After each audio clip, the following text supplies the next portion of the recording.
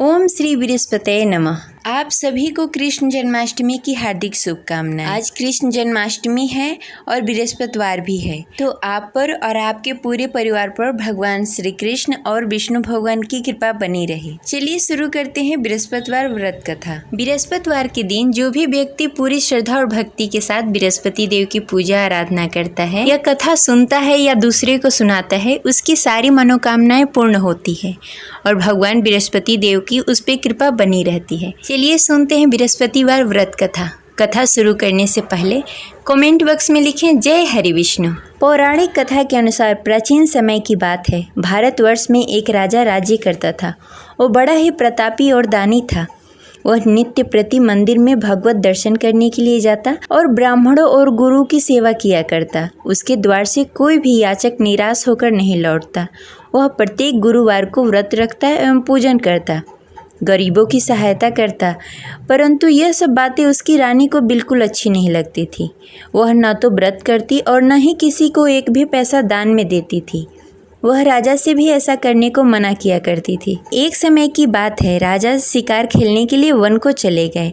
घर पर रानी और दासी थी। उस समय गुरु बृहस्पति साधु का रूप धारण करके राजा के दरवाजे पर भिक्षा मांगने के लिए आए। साधु ने रानी से भिक्षा मांगी तो वह कहने लगी, हे साधु महाराज, मैं इस दान पुण्य से तंग आ गई हूँ। इस कार्य के लिए तो मेरे पति ही बहुत हैं। अब आप ऐसी कृपा करें कि सारा धन नष्ट हो जाए तथा मैं आराम से रह सकूं। साधु रूपी बृहस्पति देव ने कहा, हे देवी, तुम तो बड़ी ही विचित्र हो। संतान और धन से कोई दुखी नहीं होता, इसको सभी चाहते हैं। पापी भी धन और पुत्र की इच्छा करता है। अगर तुम्हारे पास धन अधिक है तो भूखे मनुष्यों को भोजन करवाओ, प्याव लगवाओ, ब्राह्मणों को दान दो, धर्मशाला बनवाओ, कुआं, तालाब, बावड़ी, बाग, बगीचे आदि का निर्माण कराओ तथा निर्धन कुंवारी कन्याओं का विवाह करवाओ। साथ ही यज्ञ करो। इस प्रकार के कर्मों से आपके कुल का और आपका नाम परलोक में भी सार्थक होगा एवं तुम्हें स्वर्ग की प्राप्ति होगी। परंतु रानी साधु की इन बातों से खुश नहीं हुई। उसने कहा, हे साधु महाराज, मुझे ऐसी धन की आवश्यकता नहीं है जिसे मैं अन्य लोगों को दान में देती फिरूं, जिसको रखने और संभालने में भी मेरा सारा वक्त निकल जाए। साधु ने कहा, हे देवी, यदि तुम्हारी ऐसी ही इच्छा है तो जैसा मैं तुम्हें बताता हूँ वैसा करना। बृहस्पतिवार के दिन आंगन को गोबर से लीपना और अपने केशों को पीली मिट्टी से धोना।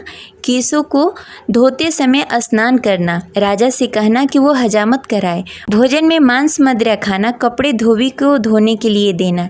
इस प्रकार 7 बृहस्पतिवार को करने से तुम्हारा सारा धन नष्ट हो जाएगा। यह कहकर साधु महाराज रूपी बृहस्पति देव अंतर्ध्यान हो गए। रानी ने साधु के कहने के अनुसार 7 बृहस्पतिवार तक वैसा ही करने का विचार किया। साधु के बताए हुए कार्य करते हुए केवल 3 ही बृहस्पतिवार बीते कि उसकी सारी संपत्ति नष्ट हो गई। भोजन के लिए भी 2 समय परिवार तरसने लगा तथा सांसारिक भोगों से दुखी रहने लगा। तब राजा रानी से कहने लगा कि हे रानी, तुम यहाँ पर रहो, मैं दूसरे देश जा रहा हूँ। क्योंकि यहाँ पर मुझे सभी मनुष्य जानते हैं, इसलिए मैं यहाँ कोई कार्य नहीं कर सकता। मैं अब परदेश जा रहा हूँ, वहाँ कोई काम धंधा करूँगा, शायद हमारे भाग्य बदल जाए। ऐसा कहकर राजा परदेश को चला गया। वो वहाँ जंगल से लकड़ियाँ काट कर लाता और शहर में बेचता। इस तरह जीवन व्यतीत करने लगा। इधर राजा के बिना रानी और दासी दुखी रहने लगी। किसी दिन भोजन मिलता और किसी दिन जल पीकर ही रहना पड़ता। एक दिन रानी और दासी को भोजन किए बिना 7 दिन व्यतीत हो गए। तो रानी ने अपनी दासी से कहा, हे दासी, यहाँ पास के नगर में मेरी बहन रहती है। वह बड़ी ही धनवान है। तुम उसके पास जाओ और वहाँ से 5 सेर बेजल मांग के लाओ, जिससे कुछ समय के लिए गुजारा हो जाएगा। दासी रानी की बहन के पास गई। रानी की बहन उस समय पूजा कर रही थी। बृहस्पतिवार का दिन था। दासी ने रानी की बहन से कहा, हे रानी, मुझे आपकी बहन ने भेजा है, मुझे 5 सेर बेजल दे दो। दासी ने यह बात अनेक बार कही, परंतु रानी की बहन ने कोई उत्तर नहीं दिया, क्योंकि वह उस समय बृहस्पतिवार का कथा सुन रही थी। जब दासी को रानी की बहन की कोई उत्तर नहीं मिला तो वह बहुत ही दुखी हुई। उसे क्रोध भी आया। वह लौटकर रानी से बोली, हे रानी, आपकी बहन बहुत ही घमंडी है। वह छोटे लोगों से बात नहीं करती। मैंने उससे कहा, उसने कोई उत्तर नहीं दिया। मैं वापस चली आई। रानी बोली, हे दासी, उसमें उसकी कोई गलती नहीं है। जब बुरे दिन आते हैं तब कोई असहारा नहीं देता। अच्छे बुरे का पता विपत्ति में ही लगता है। जो ईश्वर की इच्छा होगी वही होगा। यह सब हमारे भाग्य का दोष है। उधर रानी की बहन ने सोचा कि मेरी बहन की दासी आई हुई थी, परंतु मैं उससे नहीं बोली, इससे वह बहुत दुखी हुई होगी। अतः कथा सुन बृहस्पति भगवान का पूजन समाप्त करके अपनी बहन के घर गई और कहने लगी, हे बहन, मैं बृहस्पतिवार का व्रत कर रही थी। तुम्हारी दासी हमारे घर आई थी, परंतु जब तक हम कथा सुनते हैं तब तक हम लोग न उठते हैं न किसी से बातें करते हैं, इसलिए मैं नहीं बोली। कहो दासी क्यों गई थी? रानी बोली, बहन, हमारे घर अनाज नहीं था। वैसे तुमसे कोई बात छिपी नहीं है, इस कारण मैंने दासी को तुम्हारे पास 5 सर बेझल के लिए भेजा था। रानी की बहन बोली, बहन देखो, बृहस्पति भगवान सबकी मनोकामनाएं पूर्ण करते हैं। देखो, शायद तुम्हारे घर में कहीं अनाज रखा हो। यह सुनकर दासी घर के अंदर गई। वहाँ से उसे एक घड़ा बेझल का भरा हुआ मिल गया। उसे बड़ी हैरानी हुई क्योंकि उसके एक एक बर्तन देख लिया था। उसने बाहर आकर रानी को बताया। दासी अपने रानी से कहने लगी, हे रानी, देखो, वैसे हमको जब अन्न नहीं मिलता तो हम रोज ही व्रत करते। अगर इनसे इस व्रत की विधि और कथा पूछ ली जाए तो हम भी इस व्रत को किया करेंगे। दासी के कहने पर रानी ने अपनी बहन से बृहस्पतिवार के व्रत के बारे में पूछा।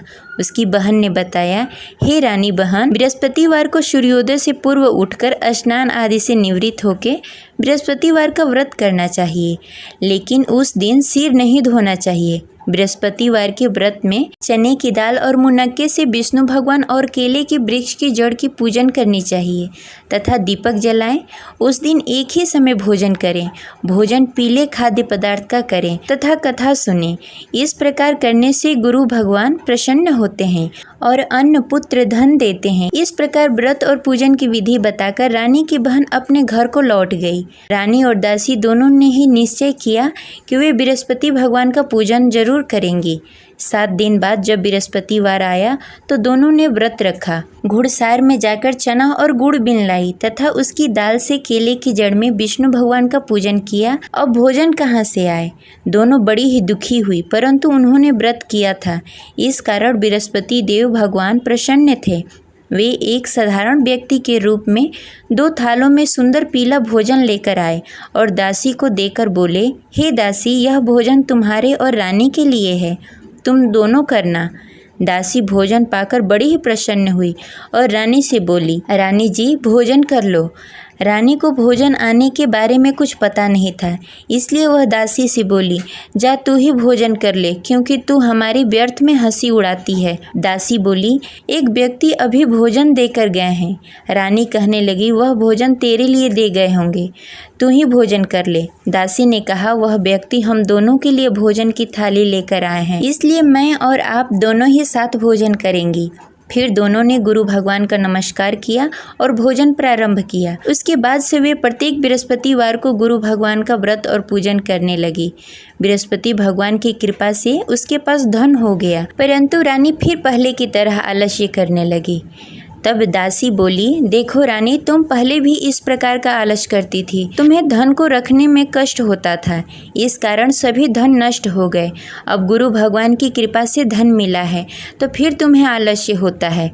बड़ी मुसीबतों के बाद हमने यह धन पाया है, इसलिए हमें दान पुण्य करना चाहिए। तुम भूखे मनुष्यों को भोजन कराओ, प्याव लगवाओ, ब्राह्मणों को दान दो, कुआं, तालाब, बावड़ी आदि का निर्माण कराओ, मंदिर पाठशाला बनवाओ, दान दो, कुंवारी कन्याओं का विवाह करवाओ। धन को शुभ कार्यों में खर्च करो, जिससे तुम्हारे कुल और यश बढ़े तथा स्वर्ग की प्राप्ति हो और पितृ प्रसन्न हो। दासी की इन बातों को मानकर रानी ने इसी प्रकार का कार्य करना प्रारंभ कर दिया, जिससे उसका काफ़ी यश फैलने लगा। एक दिन रानी और दासी आपस में विचार करने लगी, न जाने राजा किस दशा में होंगे, उनकी कोई खोज खबर नहीं है। गुरु भगवान से उन्होंने प्रार्थना की और भगवान ने रात्रि में राजा को स्वप्न में कहा, हे राजा, उठ, तेरी रानी तुझे याद करती है, अब अपने देश को लौट जा। राजा प्रातःकाल उठकर जंगल से लकड़ियाँ काटकर लाने के लिए जंगल की ओर चल पड़ा। जंगल में गुजरते हुए वह सोचने लगा, रानी की गलती से कितने दुख भोगने पड़े। राजपाट छोड़कर जंगल में आकर रहना पड़ा। जंगल में लकड़ियां काटकर उन्हें बेचकर गुजारा करना पड़ा। उसी समय उस जंगल में बृहस्पति देव साधु के रूप में प्रकट हुए और राजा से पूछने लगे, हे लकड़हारे, तू इस सुनसान जंगल में किस चिंता में बैठा है, मुझे बताओ। यह सुनकर राजा के नेत्रों में जल भर आया और साधु की वंदना कर बोला, हे प्रभु, आप सब कुछ जानते हैं। इतना कहकर राजा ने साधु को अपनी संपूर्ण कहानी सुनाई। महात्मा तो स्वभाव से ही दयालु होते हैं। वे राजा से बोले, हे राजा, तुम्हारी रानी ने बृहस्पति देव के प्रति अपराध किया था, जिसके कारण तुम्हारी यह दशा हुई। अब तुम किसी प्रकार की चिंता मत करो, भगवान तुम्हें पहले से भी अधिक धन देंगे। देखो, तुम्हारी पत्नी ने बृहस्पतिवार का व्रत करना प्रारंभ कर दिया है। अब तुम भी बृहस्पतिवार के दिन व्रत रखो। चने की दाल और गुड़ जल के लोटे में डालकर केले के पत्ते में विष्णु भगवान का पूजन करो। फिर कथा कहो या सुनो, भगवान तुम्हारी सब मनोकामनाएं पूर्ण करेंगे। साधु को प्रसन्न देखकर राजा बोला, हे प्रभु, मुझे लकड़ी बेचकर इतना पैसा भी नहीं बचता जिससे भोजन करने के उपरांत कुछ बचा सकूं। मैंने रात्रि में अपनी रानी को व्याकुल देखा। मेरे पास कोई साधन नहीं जिससे समाचार जान सकूं। फिर मैं बृहस्पतिवार की कौन सी कहानी कहूँ या सुनूं? मुझको तो कुछ भी मालूम नहीं है। साधु ने कहा, हे राजा, तुम किसी बात की चिंता मत करो। बृहस्पतिवार के दिन तुम रोजाना की तरह लकड़ियाँ लेकर शहर जाओ। तुम्हें रोज से दुगना धन प्राप्त होगा, जिससे तुम भली भांति भोजन कर लोगे तथा बृहस्पति देव की पूजा सामग्री भी लेकर आओगे। बृहस्पति देव की कथा इस प्रकार है। प्राचीन काल में एक बहुत ही निर्धन ब्राह्मण था। उसके घर में कोई संतान नहीं थी। वह नित्य प्रति पूजा पाठ करता, परंतु उसकी स्त्री बहुत ही मलिनता के साथ रहती। वह न स्नान करती, न ही किसी देवता का पूजन करती।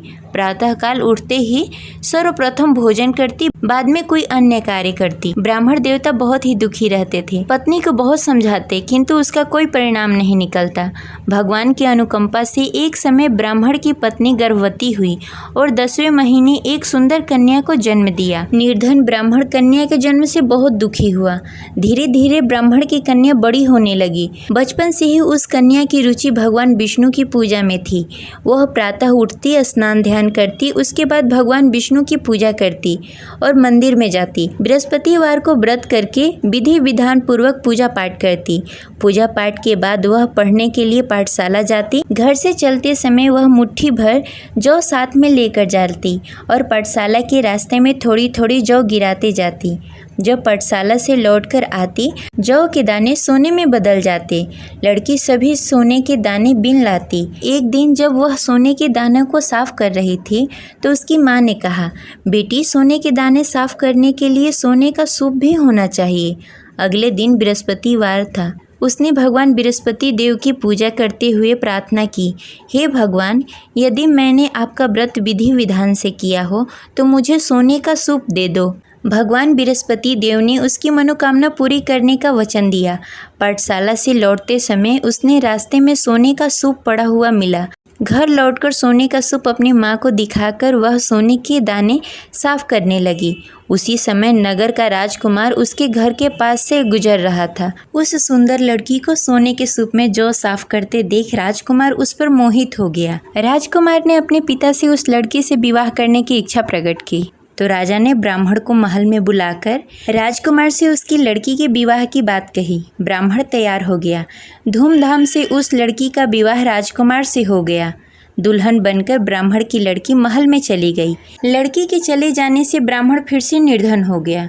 उसे कई कई दिनों तक बिना भोजन के रहना पड़ा। बहुत दुखी होकर ब्राह्मण एक दिन अपने लड़की के पास गया। अपने पिता से निर्धनता का समाचार सुनकर उसे बहुत सारा धन देकर पिता को विदा किया। उस धन से ब्राह्मण का कुछ दिनों तक आराम से गुजारा हुआ, लेकिन जल्द ही फिर भूखों मरने की हालत हो गई। ब्राह्मण अपनी लड़की से धन लेने के लिए फिर महल में पहुंचा। लड़की ने पिता की बुरी हालत देखकर कहा, पिताजी, आखिर आप कब तक मुझसे धन लेकर जीवन व्यतीत करेंगे? आप कोई ऐसा उपाय क्यों नहीं करते जिससे आपका घर धन धान से भर जाए? ब्राह्मण ने कहा, मैंने तेरी माँ को बहुत समझाने की कोशिश की, पर उसकी समझ में कुछ नहीं आता। उसकी फुहरता नष्ट हो तब तो घर की निर्धनता दूर हो।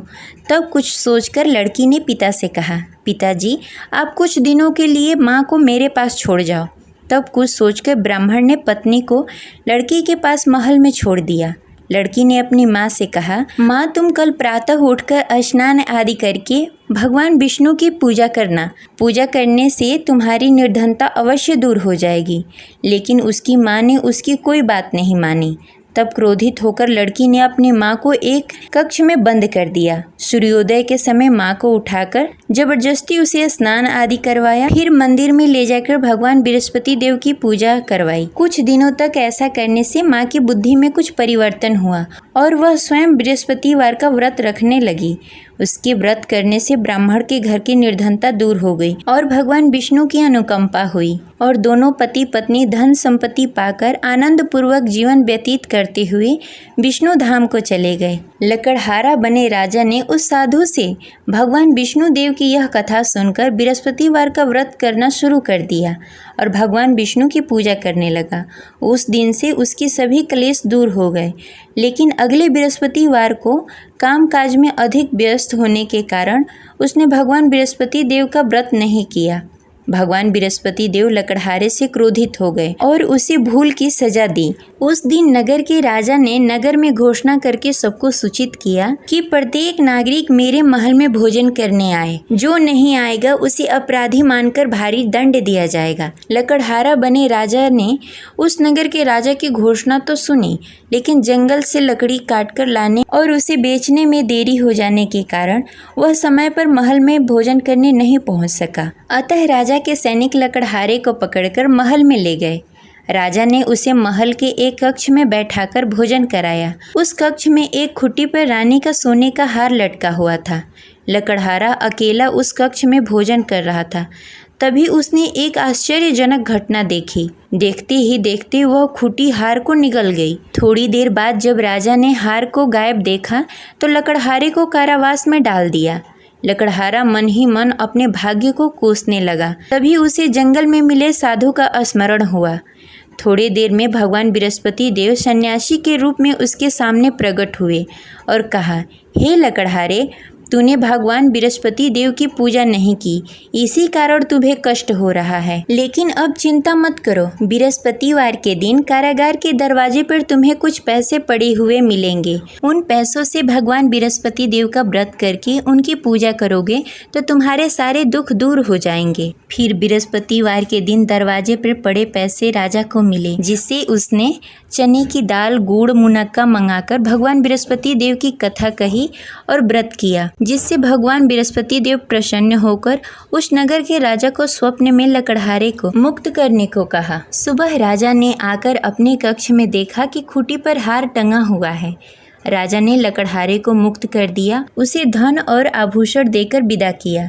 लकड़हारा बना राजा उस नगर से चलकर अपने नगर की तरफ चल दिया। जब राजा अपने नगर में पहुंचा तो उसने देखा उस नगर में कुएं, धर्मशाला, बाग बगीचे देखकर बहुत प्रसन्न हुआ। राजा ने किसी से पूछा कि ये सभी चीजें किसने बनवाई है।